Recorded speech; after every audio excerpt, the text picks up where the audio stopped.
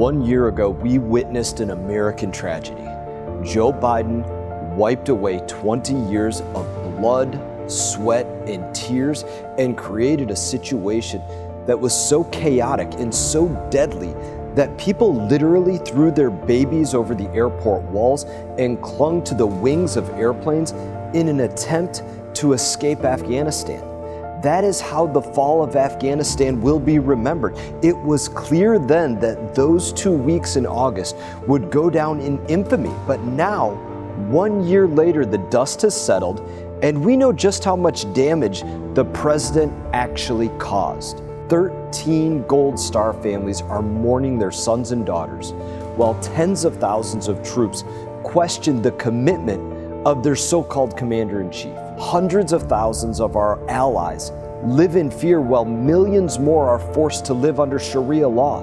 The United States and the world, they are less safe. After months of drawdowns, President Biden ordered the complete withdrawal from Bagram Air Base in the dark of night. He abandoned logic by giving up the strategic position and evacuating troops before evacuating diplomats, partners, and civilians. That in no small part led to the catastrophe that unfolded 1 month later. On August 12th, the president then ordered 3,000 more troops back into Afghanistan to deal with the situation that was unfolding. Those 3 infantry battalions will comprise approximately 3,000 personnel, and they will be in addition to those troops that are already in Kabul. 13 of those whom he put in harm's way, they didn't make it home. I'm going to tell you the 13 families that deserve most to really hear the honest answers on that. It's these families.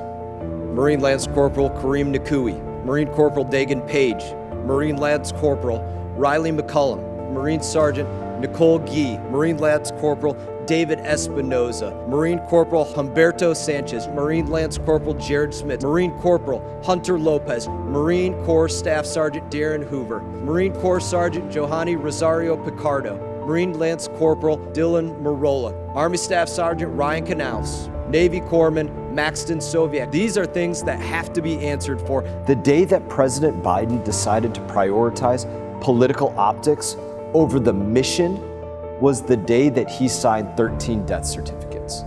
And that day he sent a very clear message to those he is not worthy to lead. You're not soldiers, you're not sailors or airmen or Marines. To Joe Biden, you are disposable pawns, less valuable than his political wins in Washington, D.C. The world today is less safe than it was 13 months ago. Not only has President Biden's withdrawal allowed Afghanistan to become a club med for terrorists, but it has shown every major superpower that the United States is not the force that it once was. 12 months ago, Joe Biden said that Al-Qaeda was gone.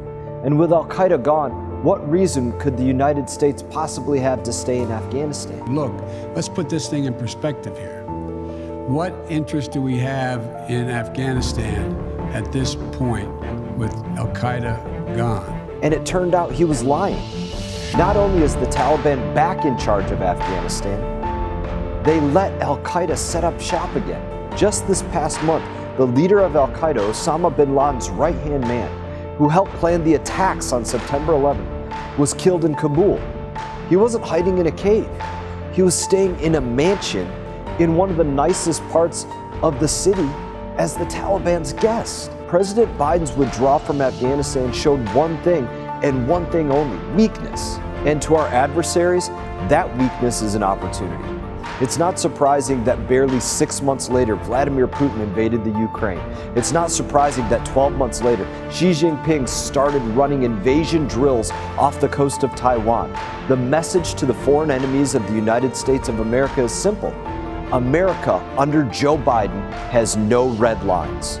No red lines for terrorists, no red lines for communist dictators, and no red lines for those conspiring against America.